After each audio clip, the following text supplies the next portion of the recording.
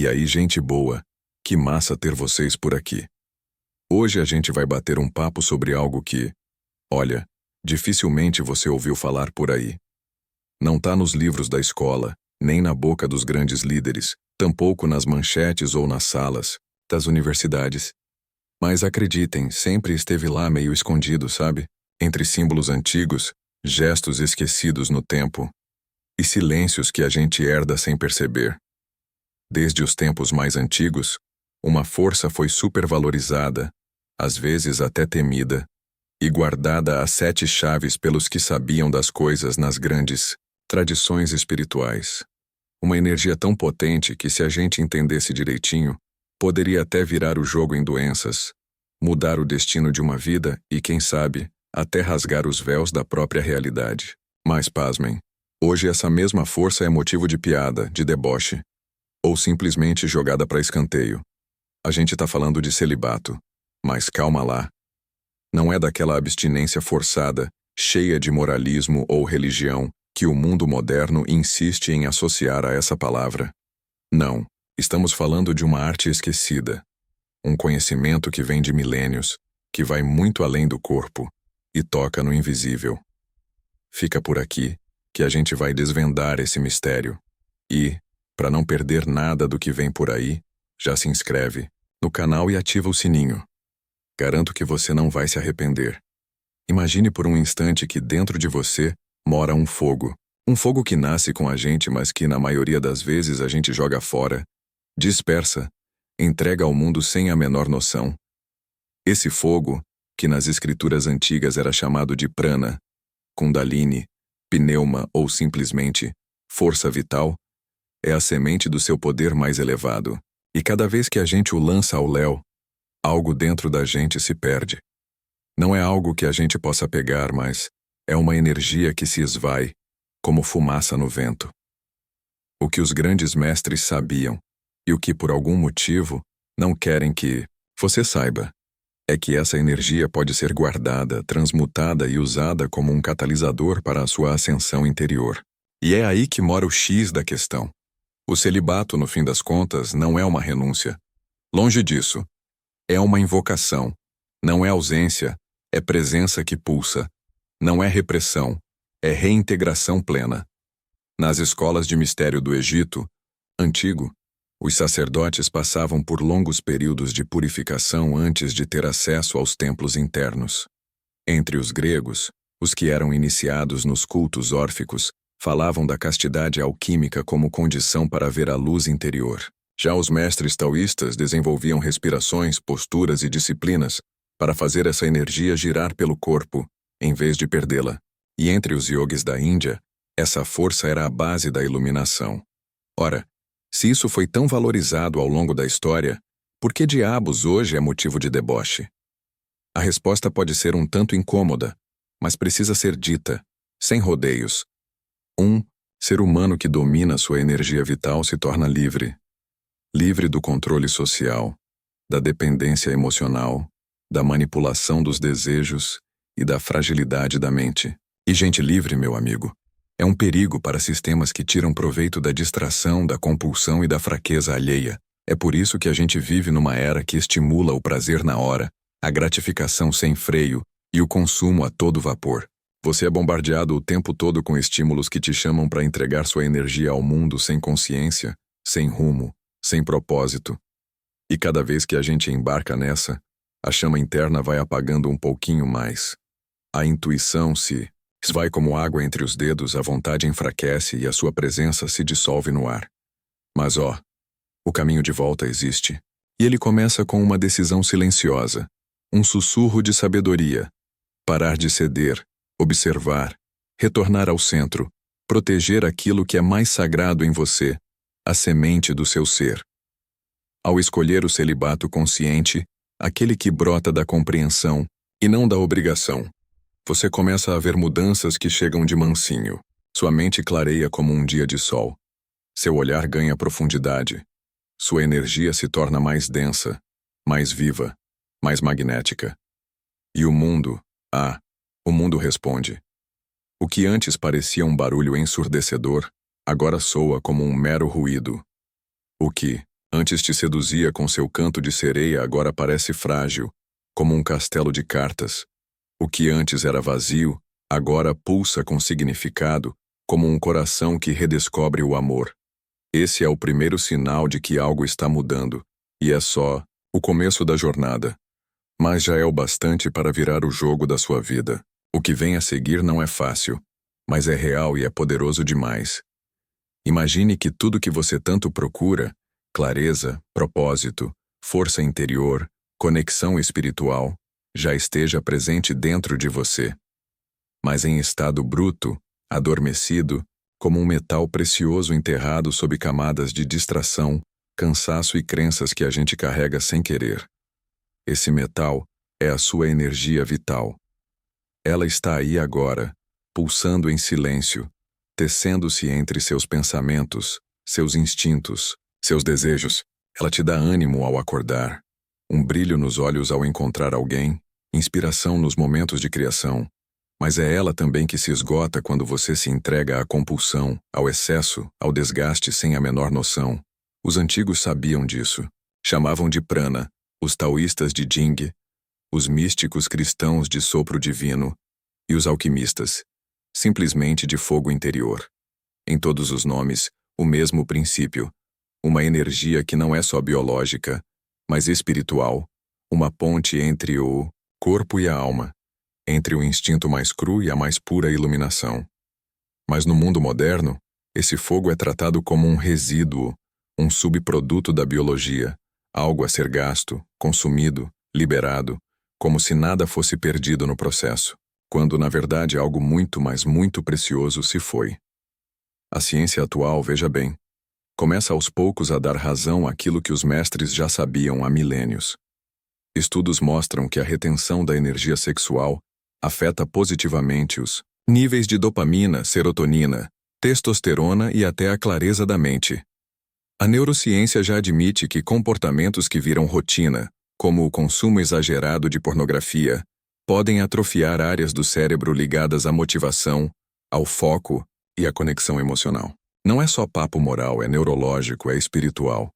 Quando você segura sua energia vital, não por culpa ou regra, mas por consciência, algo dentro de você começa a se arrumar. É como se o corpo dissesse: finalmente você voltou para casa. O olhar ganha nitidez. A voz se firma. Os pensamentos se tornam mais calmos, porém mais intensos. Você começa a ocupar o seu próprio espaço com uma presença que preenche o ar. Essa energia que antes era jogada fora agora se acumula. E onde há acúmulo, há densidade, magnetismo, vontade de ferro.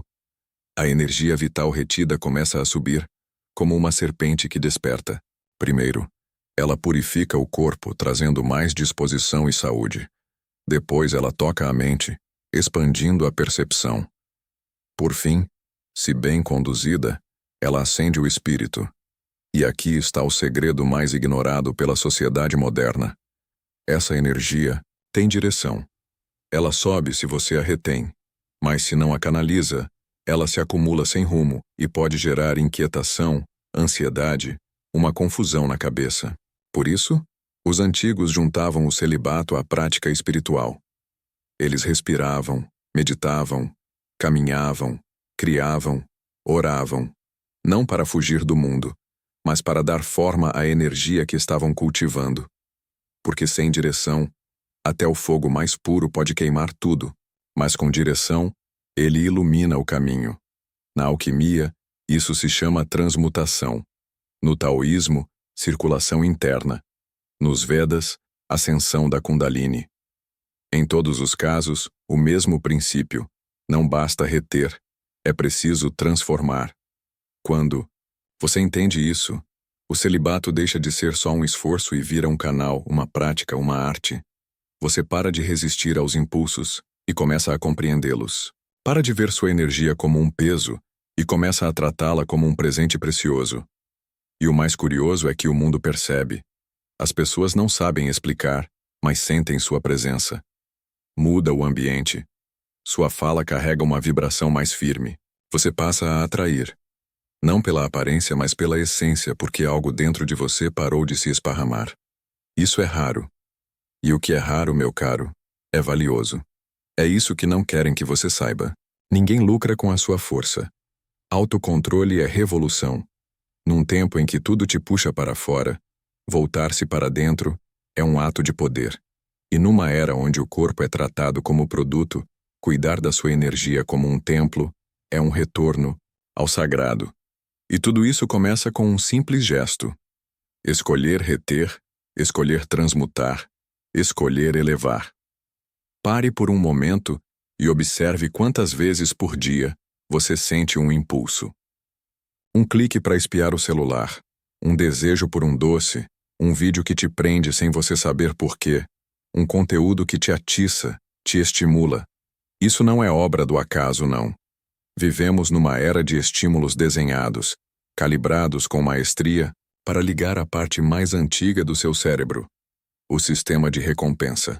O mesmo que te empurra a buscar prazer imediato sem pensar no custo.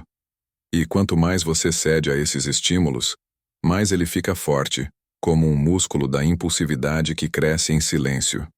É aqui que a energia vital começa a vazar, não por grandes decisões, mas por pequenos gotejamentos.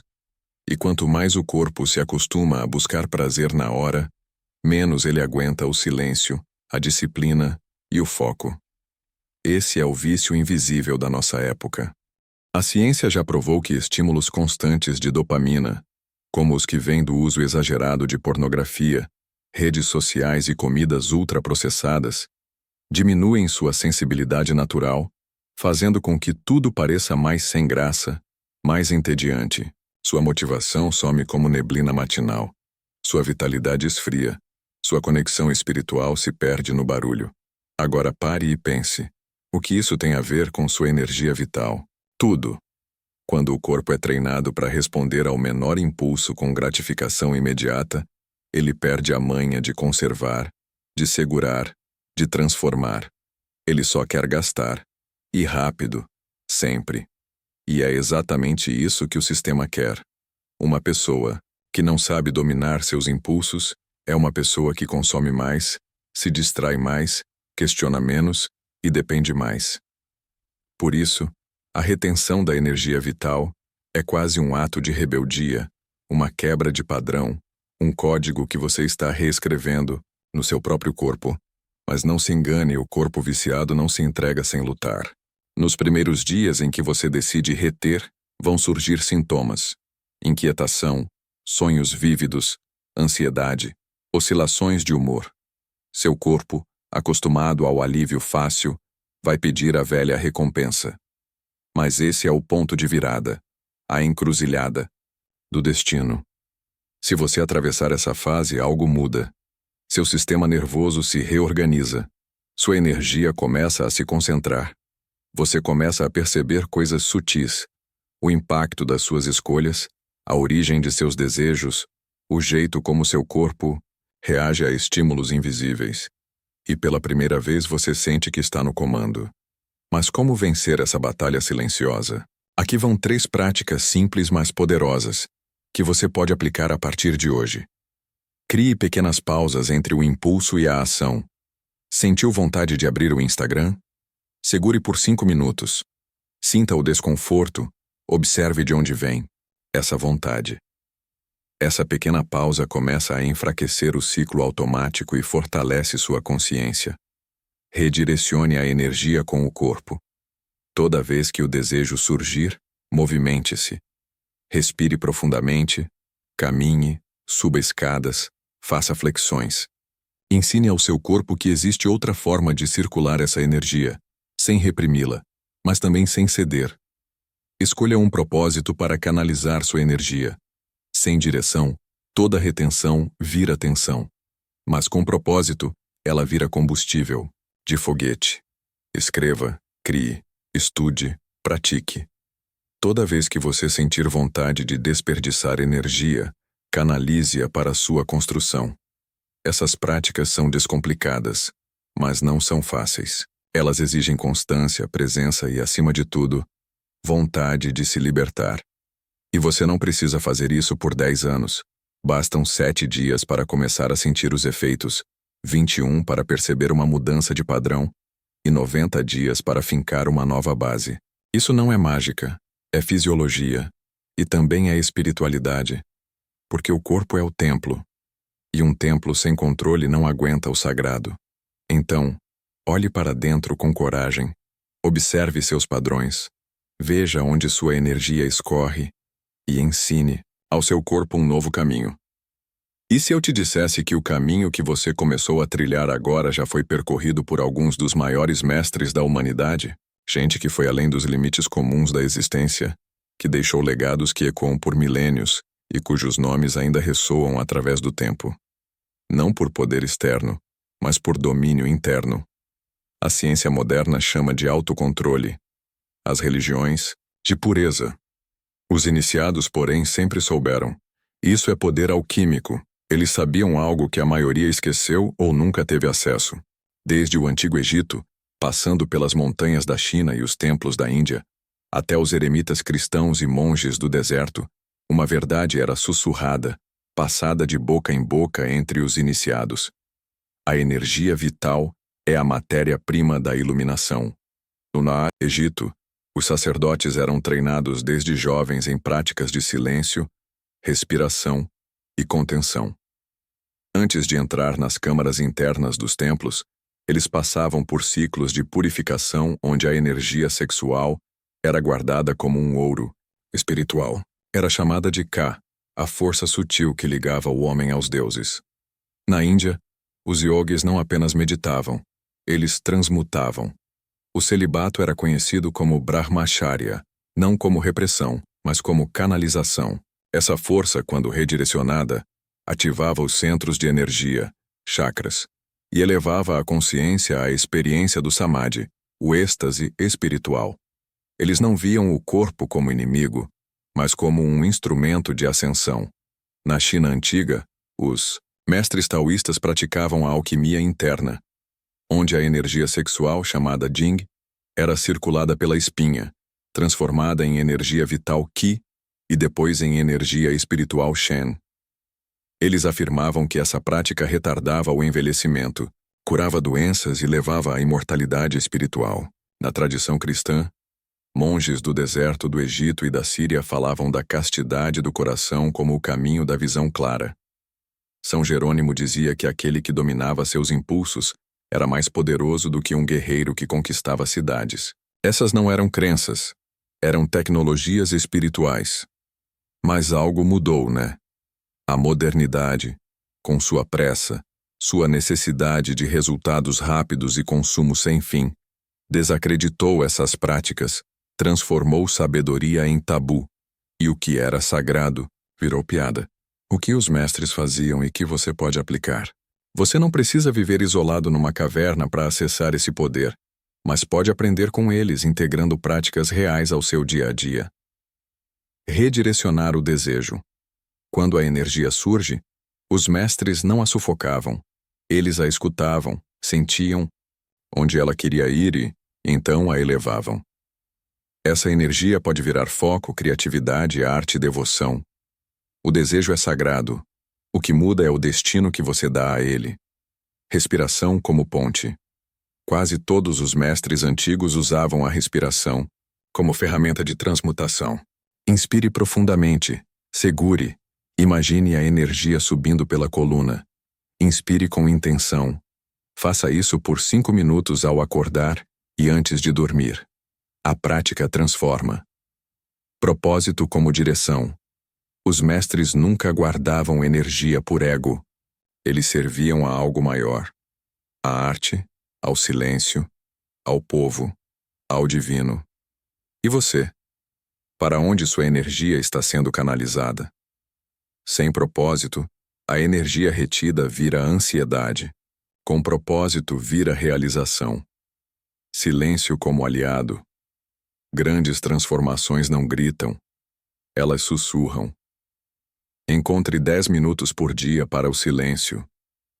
Não para pensar, mas para ouvir. A mente se organiza, o corpo se estabiliza e o espírito se fortalece. O que isso muda em você? Quando você incorpora esses hábitos, algo acontece.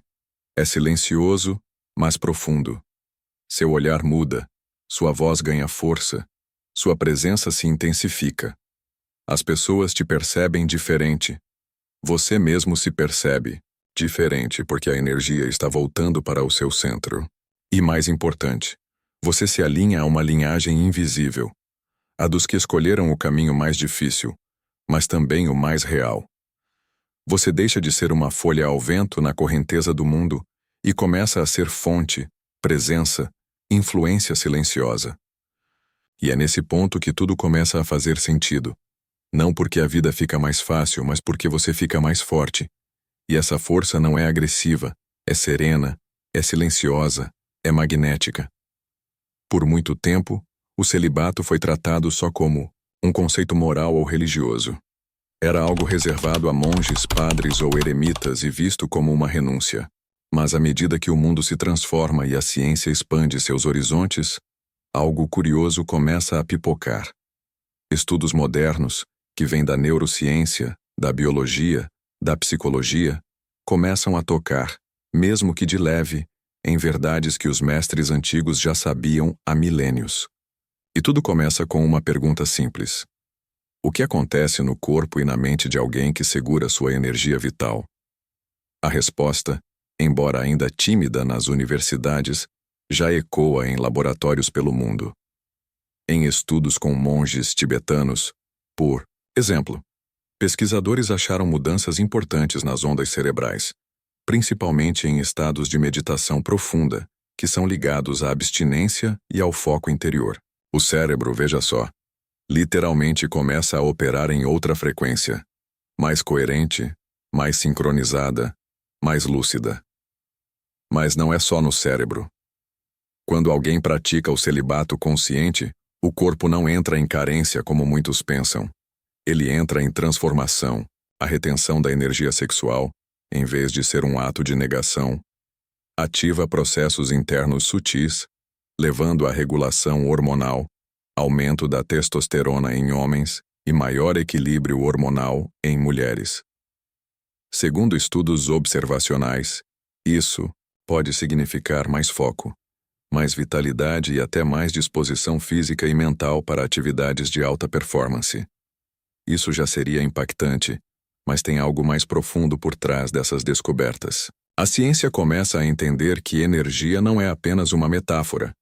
A física quântica já nos disse que tudo é energia, pensamentos, emoções, intenções. Tudo vibra numa certa frequência. E quando a gente fala da energia sexual, estamos lidando com a força criativa mais intensa que temos. É a única energia capaz de gerar uma nova vida. Se pode criar um ser humano, o que mais poderia criar-se redirecionada? É aqui que o conceito de transmutação, tão presente nas tradições alquímicas, começa a conversar com a ciência de hoje. Alguns neurocientistas já estudam como o direcionamento da libido pode mudar não só a produção de dopamina, mas também o comportamento, a clareza mental e o senso de propósito de uma pessoa. Em outras palavras, você começa a deixar de ser um mero reagente e vira um criador. Imagine uma vela que antes era acesa e consumida rapidinho. Agora, essa chama é guardada, alimentada por dentro. Ela aquece o corpo, ilumina a mente e expande a percepção.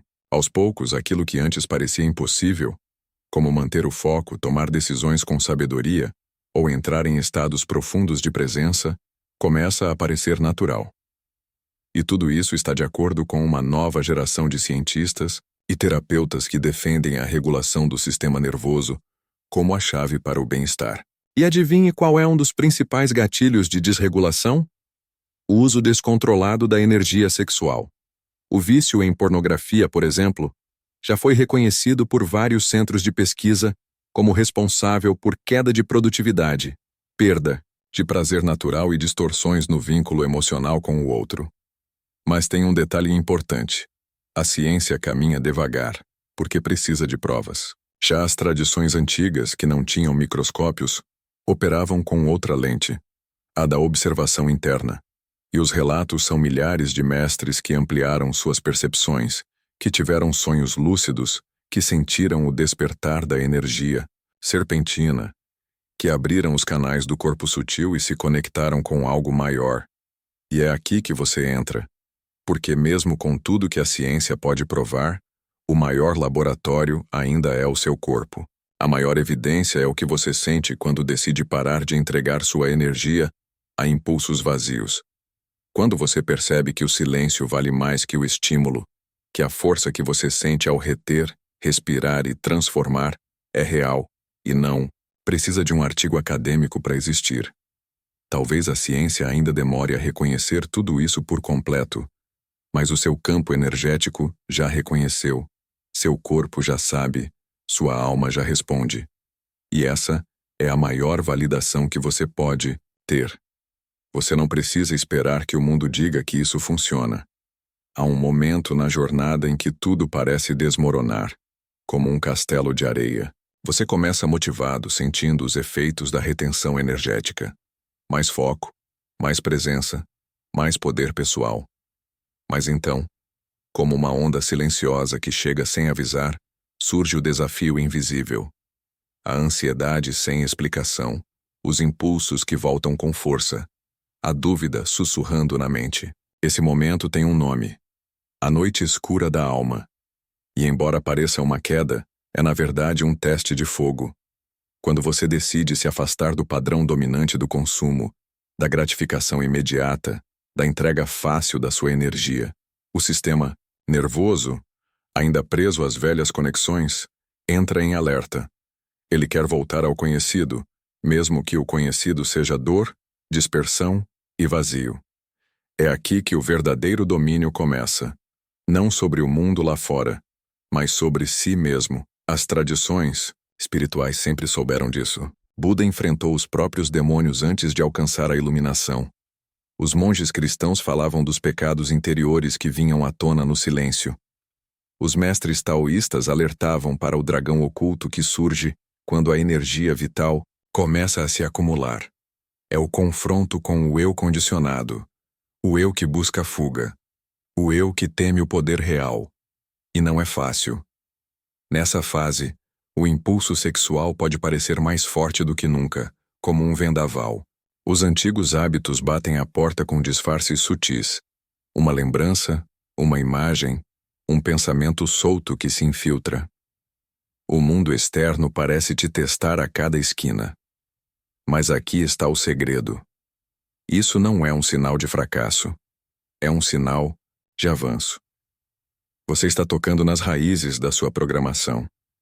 A energia que antes era desperdiçada está, pela primeira vez, tentando subir, circular, despertar centros adormecidos do seu corpo e da sua consciência. Mas para isso acontecer, é preciso atravessar a turbulência. E você não faz isso lutando contra, faz isso observando. Respire. Nesse ponto da jornada, práticas simples se tornam poderosas. Meditação diária, mesmo que por 10 minutos, ajuda a estabilizar a mente que busca fuga. Respiração consciente, com foco na coluna e na base do abdômen. Ajuda a mover a energia que se acumulou. Escrita intuitiva, logo ao acordar ou antes de dormir, pode revelar os pensamentos ocultos que estão tentando te sabotar. E, acima de tudo, não se julgue. A jornada de transmutação não é uma linha reta. Ela é espiral. E cada espiral que se fecha te leva a um novo nível de clareza e poder. A ciência já mostrou que o cérebro é plástico. Ele se reorganiza com repetição e intenção. Então, cada dia que você escolhe manter sua energia, focar, caminhar, respirar, mesmo que tropece no meio do caminho, você está esculpindo uma nova estrutura interna, uma identidade mais forte, mais estável, mais consciente. Essa identidade é a que não reage, mas escolhe. É a que não se esconde, mas olha para dentro. É a que não implora por prazer, mas transborda presença. E quando essa versão começa a se firmar, o mundo à sua volta responde. Relações mudam, o olhar muda, o tempo parece desacelerar. A intuição se fortalece. Você sente no corpo que algo despertou e que, mesmo diante da dificuldade, você não quer mais voltar a ser quem era. É aqui que você começa a viver, não como um reprodutor de padrões, mas como um alquimista de si mesmo.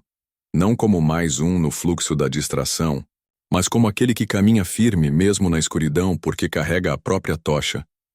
E se você chegou até aqui, saiba, você está pronto. Pronto para sustentar essa energia, pronto para inspirar outros com a sua presença, pronto para viver como alguém que não se define pelo que consome, mas pelo que transforma. Essa é a arte do verdadeiro celibato. Não reprimir, mas redirecionar. Não negar, mas integrar. Não apagar o fogo, mas fazer dele luz.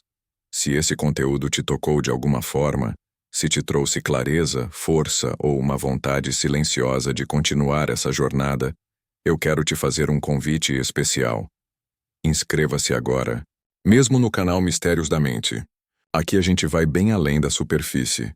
Exploramos saberes antigos, revelamos o que está escondido e te oferecemos caminhos práticos para você se tornar o mestre de si mesmo. Toda semana tem reflexões novas, descobertas frescas e mais peças desse quebra-cabeça sendo reveladas. Você não está sozinho nessa. A gente está junto nessa busca por sentido, por verdade, por poder interior. Deixe seu like se essa mensagem ressoou com você. E não deixe de compartilhar esse vídeo com alguém que você sabe que precisa ouvir isso. Cada vez que você interage, ajuda a gente a levar essa mensagem para mais pessoas que estão buscando despertar. E claro, ative o sininho para não perder nada do que vem por aí. Me conta nos comentários, qual parte dessa mensagem conectou mais com você? O que você vai fazer a partir de hoje para trilhar esse caminho? Eu vou adorar ler suas reflexões. A gente se encontra no próximo vídeo.